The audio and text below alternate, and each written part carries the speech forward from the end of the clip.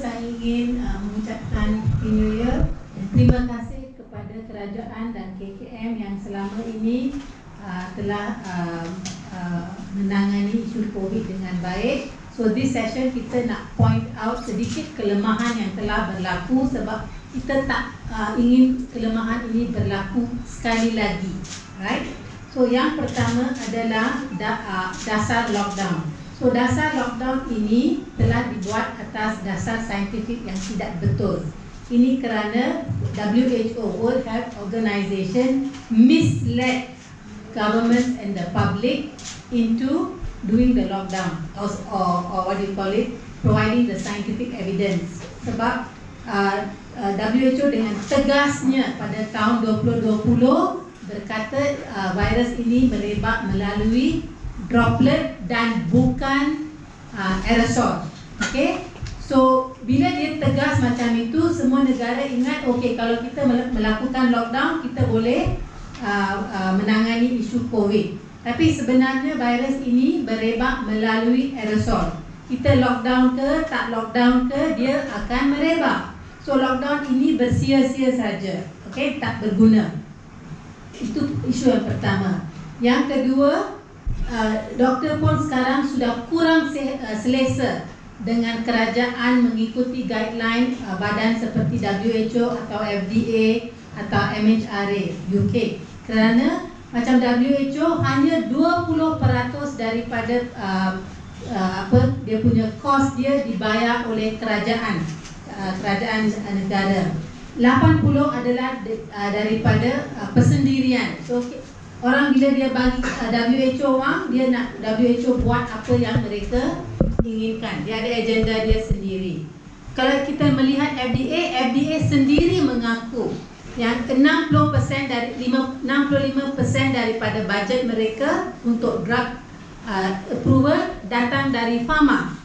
Begitu juga dengan UK MHRA. Dia kata majority of their expenditure datang daripada dibagi oleh syarikat pharma. Dan kita pun dah tahu syarikat pharma ini adalah convicted felons. Maksudnya mereka telah di criminally and civil charges dan kena bayar fine. Ini bukan daripada media, ini daripada Department of Justice sendiri.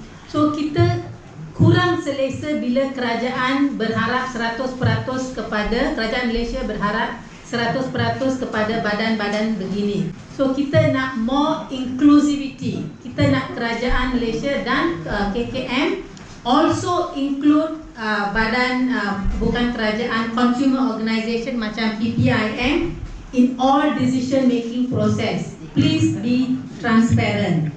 PPIM dan MAFIM sedia hantar doktor untuk apa-apa perbincangan yang kita boleh melakukan transparently. Yang kedua, kita hendakkan semua pihak berhenti scaring and alarming the public. Okay, COVID-19 ini kita sudah tahu dengan jelas. Dia memang sangat infektif. Maksudnya dia senang merebak. Tapi dia bukan infection yang senang membunuh ataupun senang menjadikan kita masuk hospital. Hanya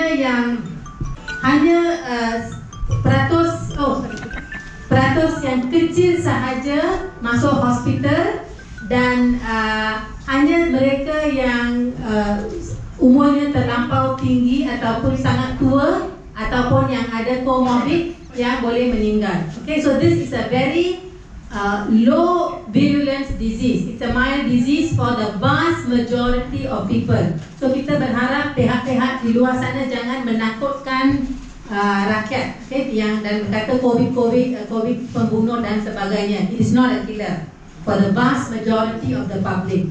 Right? Yang ketiga, kita pun nak menguatkan lagi sistem kemasukan drug and vaccine into negara.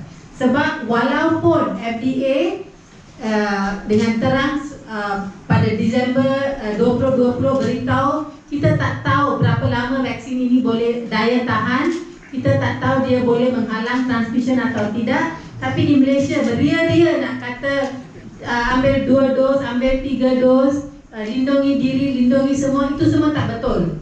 Lindungi diri tak bermaksud lindungi semua. Saya pun dapat COVID kali kedua daripada seorang yang divaksin 3 dos Pfizer. Okay, so it is very transmissible. You vaccinate or you don't vaccinate is very transmissible. Stop scaring the public, right? And yang keempat adalah, this is something very important.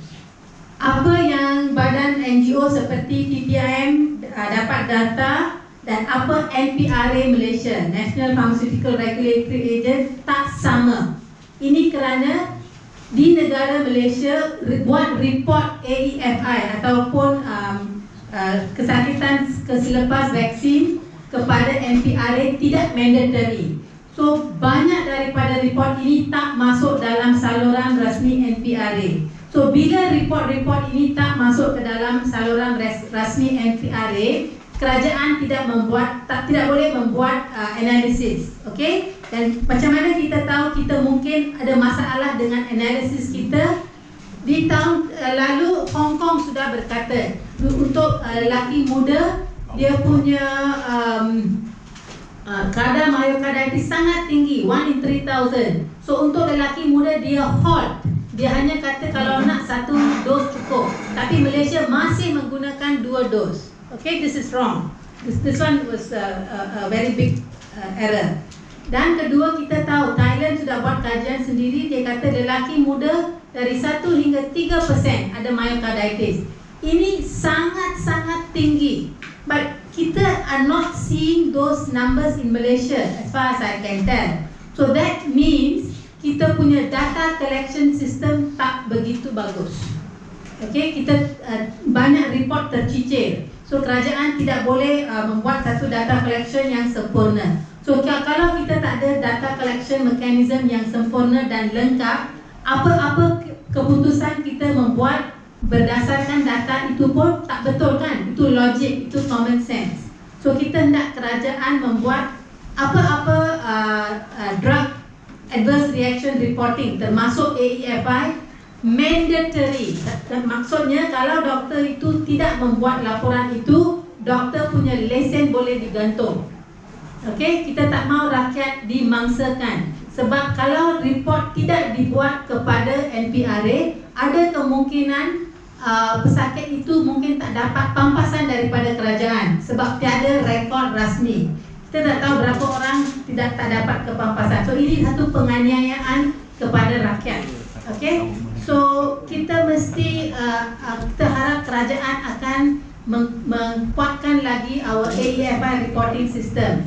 So saya harap kerajaan after this kerajaan dan KKM jangan membuat keputusan secara mendalaman saja. Please be open, transparent, inclusive. We are all here. Dato' can always arrange to send a doctor for any committee meeting that you are having, so that the rakyat punya kepentingan dipelihara. Okay, terima kasih.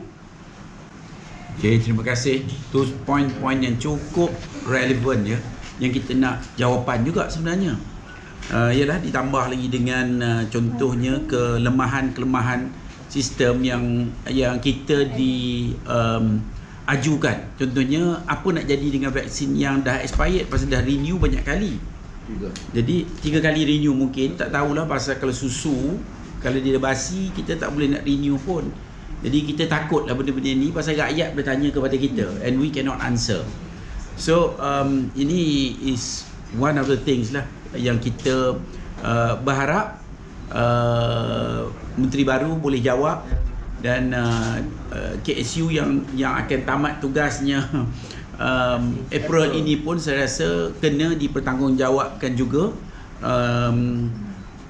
Ialah DG kita yang 6,000 dos ni, 6 juta dos ni nak bagi pada siapa sebenarnya? Pasal tentulah itu duit tu I tak tahu berapa nilai 6 juta dos tu. Dan siapa nak bertanggungjawab di atas kematian atau penyakit yang luar biasa yang saya rasa rakyat dah tak boleh ditipu. Rakyat dah tak boleh diberi maklumat yang tak betul pasal semua kita dah tahu. On the ground ni benda ni dah beredar cukup kata orang menyeluruh ya.